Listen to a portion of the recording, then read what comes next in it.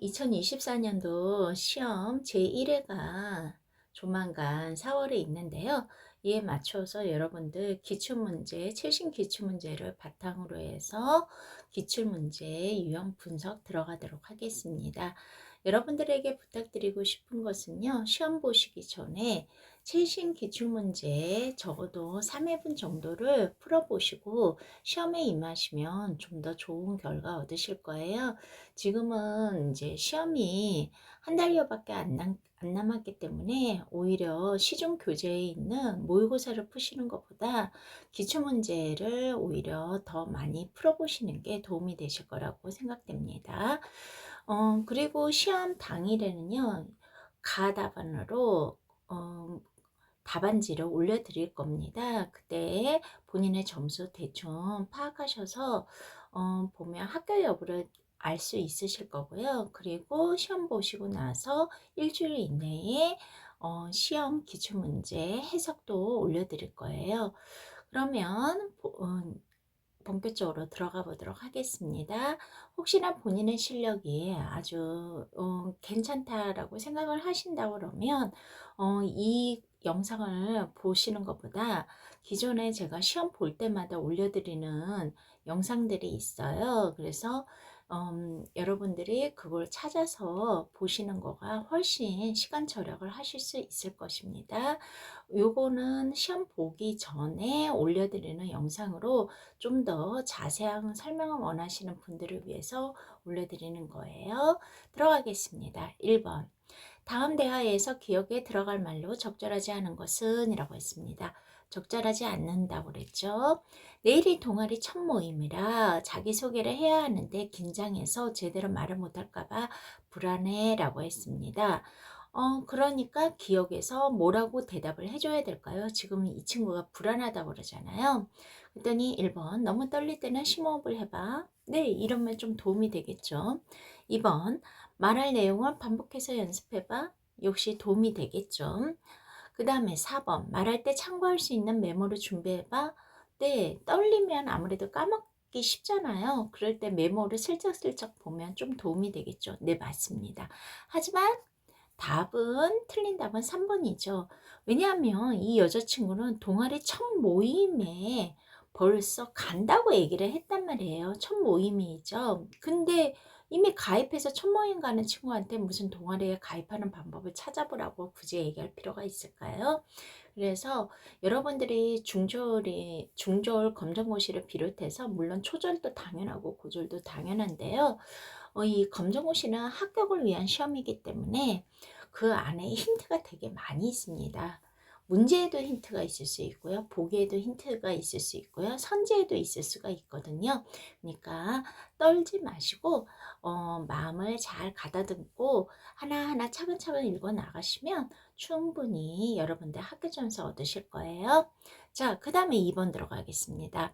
2번 다음 면담을 원활하게 진행하기 위해서 보완할 점으로 적절한 것은? 이라고 했습니다. 이번에는 적절한 거 찾는 거네요. 간호사가 장래 희망인 나는 진로 정보를 얻기 위해서 동네 병원의 간호사님께 미리 연락드렸대요. 네, 동네 병원의 간호사님한테 연락을 드렸네요. 왜냐하면 간호사가 장래 희망이라서요. 방문 날짜와 시간을 정했다고 얘기를 했습니다. 네, 일정도 정했네요. 병원을 방문하여 면담을 했다고 얘기했습니다. 장소는 병원이군요. 간호사님께서 나에게 필요한 말씀을 알아서 해주실 거라고 생각해서 준비를 하지 않았네요. 이러면 안 되겠죠.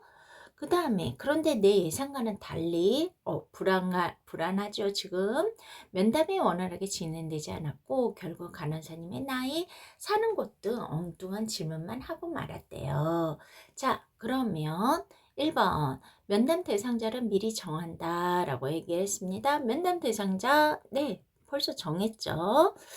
그러니까 적절한 거 찾아야 되는데 이거는 벌써 정했으니까 상관없는 거죠. 2번 면담 일정을 사전에 협의한다 라고 얘기를 했습니다. 네, 면담 일정, 네, 여기 미리 연락드렸다고 여기 나와 있네요. 그쵸? 그 다음에 3번 적절한 면담 장소를 설정한다. 네, 여기 병원. 나와 있죠. 그 다음에 3번 면담 목적에 맞는 질문을 준비한다. 여기 보면 엉뚱한 질문만 했다고 얘기했어요. 왜요? 준비를 하지 않았기 때문이라고 얘기했으니까 답이 4번이 되겠죠. 이걸 보완해서 다음번에 만날 때는 좀 더 준비를 원활하게 해야 되겠죠. 그 다음에 3번 보겠습니다. 여러분들 시험을 보실 때 굉장히 문법 문제를 어려워하시는데요. 여러분들 문법을 미리 다 알고 시험을 보면 물론 좋습니다. 시간도 단축할 수 있고요. 물론 좋기는 하지만 그 문법을 다 외우지 못했을 때에는요.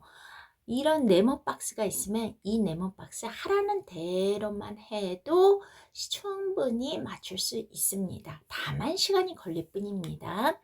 자, 3번을 볼게요. 다음 교정을 참고할 때 표기와 발음이 일치하는 것은 이라고 했습니다. 표기와 발음이 일치하는 것이라고 얘기했어요. 그러면 요거를 한번 문제를 풀어보도록 할게요. 우리나라에는요. 여러분들이 이제 책 같은 거를 보면요. 발음과 관련되는 문법 그 책이 표준 발음법 문법이거든요. 표준 발음법이 있고요. 그 다음에 표기와 관련되는 문법은요. 한글 맞춤법이 있습니다. 그런데 지금 이제 발음에 대해서 지금 말했단 말이에요. 받침 소리라는요. 기역, 니은, 디귿, 리을, 미음, 비읍, 이응. 네, 이거를 뭐 흔히 외울 때 가느다란 문방울 하면서 첫소리만 따서 외워도 되거든요. 아무튼 이 7가지로 되어 있다고 얘기했습니다. 이 말은 무슨 말이냐면요. 각이라는 말이 있을 때 요거는 첫소리, 가운데 소리, 끝소리거든요. 이 끝소리를 여기에서는 받침소리라고 이야기를 했을 뿐이에요. 근데 이게 발음할 때요. 지금 발음 문제예요. 발음할 때는 뭐예요? 딱 7개만 적용이 된다고요. 그래서 각이라는 말을 하면 각이라고 발음되죠? 이렇게 여기에서 7개의 발음으로만 발음이 된다라는 거예요. 가령 예를 들어 볼게요. 부엌이라는 말 발음해 볼까요? 뭐예요? 여기 기억이 없잖아요. 여기 안에서 제일 비슷한 기억을 찾으시면 됩니다. 구황도 역시 똑같은 말이에요. 여러분 밖이라는 말을 보세요. 이거 이 안에서 제일 비슷한 게 뭐일까요? 그쵸? 기억이죠? 이렇게 된다는 거예요. 쌍기역이 기억이 된다. 이런 얘기가 되는 거죠. 그러면 만약에 꽃이라는 말을 해볼까요? 발음해볼까요? 여기 안에서 제일 비슷한 게 뭐예요? 그쵸? 디귿이죠? 그래서 치읓도 디귿이 된다. 요 얘기입니다. 그러면 팥이라는 말을 한번 해볼까요? 이 안에서 뭐가 될까요? 제일 비슷한 거예요. 그쵸? 디귿이 되잖아요. 그러니까 어떻게 해야 돼요? 이 안에서 티귿은 디귿이 되는구나. 이렇게 생각하시면 됩니다. 근데 보시면 자, 여기 색깔을 좀 달래볼 거예요. 발음하고 표기가 지금 달라진 거 이렇게 보이세요? 그쵸? 그렇지만 입이라는 말을 볼게요. 발음해 보세요. 입. 똑같이 발음이 되죠. 이 안에서만 발음해야 되니까 이렇게 되잖아요. 그래서 표기와 발음이 일치하는 것은 답은 3번입니다. 자, 이거와 관련된 이제 문법은요. 음절의 끝소리 규칙이라고 그래요. 이거를 하나의 음절이라고 하거든요. 요거는 나중에 고졸에서도 시험 문제 되게 잘 나오니까요. 꼭 알아두세요. 자, 색깔을 다시 바꾸고요. 이번에는 4번, 5번을 보시면요. 4번에는 품사에 대해서 물어봤고 5번에는 문장의 성분에 대해서 물어봤습니다. 이거와 관련된 문법을 제가 올려드렸어요. 미리 이제 1, 2년 전에 미리 올려드렸거든요. 여러분들한테 말씀드리고 싶은 것은 중졸 검정고시 시험에서는 반드시 품사하고 문장의 성분이 나옵니다. 이게 원래는 그 전에는요. 품사가 나올 때는 문장의 성분이 안 나고 문장의 성분이 나올 때는 품사가 안 나왔어요. 그런데 요즘 최신 경향에 의하면 이게 같이 나올 때도 좀 종종 있거든요. 근데 역시나 2024년도 제2의 최신 기출문제에서는 같이 나왔습니다. 그래서 여러분들 시중 교재로 공부하실 때 품사하고 문장의 성분은 요것만큼은 꼭 공부하시고 시험을 준비하셔야 돼요. 그러면 오늘은 그냥 간단하게만 설명을 드릴게요. 왜냐하면 품사하고 문장의 선문은 그 전에 제가 몇 번이나 했기 때문에 기출문제 푸실 때도 그거를 참고하셔도 되고요. 아니면 문법 코너에 들어가서 그거 보시면서 참고하시면 되겠습니다. 4번. 자, 요거를 중요시 여기라고 그랬죠? 다음에서 설명하는 품사에 해당하는 것은 이라고 했습니다. 여러분, 품사는 총 9가지 품사가 있거든요. 그래서 사물의 이름을 나타낼 때는 명사. 그래서 여러분 명찰 단다고 그러죠. 그게 뭐예요? 명찰은 그 사람의 이름을 쓴 거잖아요. 그리고 명사를 대신해 주면 대명사. 이거는 명사를 대신해 주는 거예요. 그 다음에 숫자를 나타내는 건 수사. 그 다음에 거기 문장에 움직임을 나타내는 거, 그거는 동사예요. 그래서 먹다. 먹으려면 이제 숟가락으로 일단 꼬꼬꼬꼬 입도 씹어줘야 되고 막 이러잖아요. 가다. 아니면 수영을 하다. 하다 같은 거가 해당하겠죠. 형용사 같은 경우는요, 상태나 성질을 나타내는 거예요. 그래서 뭐예요? 형광등이 밝다 할 때 밝다 할 때 밝다에 해당하는 거. 그 다음에 그녀는 예쁘다 할 때 예쁘다. 성질, 상태 이런 거를 나타낼 때는 형용사가 됩니다. 그 다음에요. 이 명사 대명사 수사를 체온이라고 하거든요. 이 뒤에 붙는 쪼무레기들이 있어요. 걔네들이 바로 조사입니다. 국어에서는 이 조사가 굉장히 중요한 역할을 하는데요. 물론 생략되기도 하지만 한국 사람이면 어떤 조사가 올지를 대충은 알아요. 그래서 만약에 나는 밥을 먹는다 할 때 요게 바로 조사가 되는 거예요, 여러분. 그 다음에 아까 명사 대명사 수사를 체온이라고 했잖아요. 체온 앞에서 꾸며주는 게 있어요. 그게 바로 관형사입니다. 그래서 만약에 사람인데 모든 사람이다, 모든 사람이 다 행복했다 할 때 이 모든에 해당하는 게 바로 관형사가 되죠. 그리고요, 그에 반해서 이 동사하고 형용사는 용언이라고 하거든요. 활용한다고 해서 용언인데, 용언 앞에서 꾸며주는 게 있어요. 그게 바로 부사예요. 이 부사는 가령 이런 거죠. 요게 달린다. 이게 뭐예요? 품사가요. 동사잖아요. 동사인데 어떻게 돼요? 꾸며줘서 달린다. 어떻게 달려요? 빨리 달린다. 뭔가 좀 더 풍부한 문장의 느낌이 느껴지시나요? 요런 거가 바로 뭐가 돼요? 부사가 됩니다. 그래서 부사 같은 경우에는 뒤에 동사나 형용사 앞에 뒤에 있고요. 그 앞에서 그거가 어떤지를 이제 풍부하게 나타내는 거죠.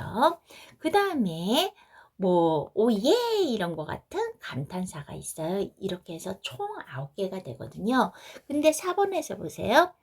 이름이라는 말이 있어서 명사구나 이러면 안 돼요. 조심하셔야 돼요. 이름을 대신 나타낸다고 얘기했어요. 그러니까 이거는 뭐예요? 대명사가 되는 거죠. 그쵸? 그러면 대명사에 해당하는 게 뭘까요? 만약에 철수라는 얘가 있어요. 제가 철수 보고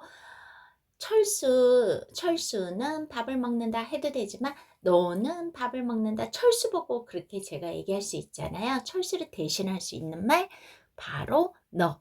이게 대명사가 되는 거죠. 그래서 4번의 답은 1번이 되겠습니다. 나무는 뭘까요? 이거는 바로 명사죠. 사물의 이름을 나타내니까요.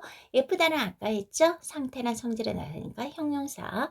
어머나는 어머나 놀람을 나타내는 거잖아요. 감탄 이러니까 뭐예요? 감탄사 이렇게 생각하시면 됩니다. 이번에는 5번 보겠습니다. 문장의 성분이 같은 거 찾으라고 했죠? 문장의 성분은 총 7가지로 되어 있는데요. 어자로 끝납니다. 근데 잘 보세요. 웃다라는 말이 이렇게 나와 있죠? 그쵸? 이거는 아까 뭐라고 그랬습니까? 동사하고 형용사는 용언이라고 그랬죠? 용언 앞에서 어떠냐고 좀 더 풍부하게 나타내주는 거, 꾸며주는 걸 뭐라고 그랬죠? 부사라고 그랬죠? 이러한 부사들은요, 다 부사어가 되거든요. 그래서 요거 부사어를 찾는 거, 우리 아까 빨리 부사라고 그랬죠? 이것도 부사어겠네요. 그래서 답은 5번의 답은 2번입니다. 이거 조금 헷갈리시면요. 어떻게 해당하는 것이 부사어다라고 생각하시면 됩니다. 이런 거죠. 나는 밥을 맛있게 먹는다라고 할 때, 자, 여기에서 먹다라는 동사가 나왔잖아요. 어떻게 먹어요? 맛있게 먹죠. 이게 바로 부사어가 되죠. 물론 품사는 맛있다라는 형용사지만 여기에서 문장의 성문은 어로 끝나거든요.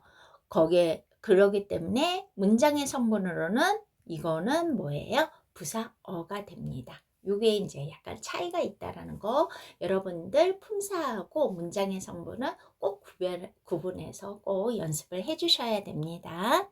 그 다음에 6번 보겠습니다. 아까 제가 말씀드렸죠? 표기는 한글 맞춤법, 발음은 표준 발음법인데요. 보통은 여러분들이 시험을 보실 때 앞에 문법 문제를 물어볼 때는 표준 발음법 문제가 더 많고요. 뒷부분에 9번이나 10번 정도 가면요. 여기에서는 작문에 대해서 나오거든요. 여기에서는 한글 맞춤법으로 선지 문제로 이렇게 나오는 경우가 있어요. 근데 여기는 특별하게 아예 한글 맞춤법을 아예 따로 떼어서 문제가 나왔네요. 자, 보도록 하겠습니다.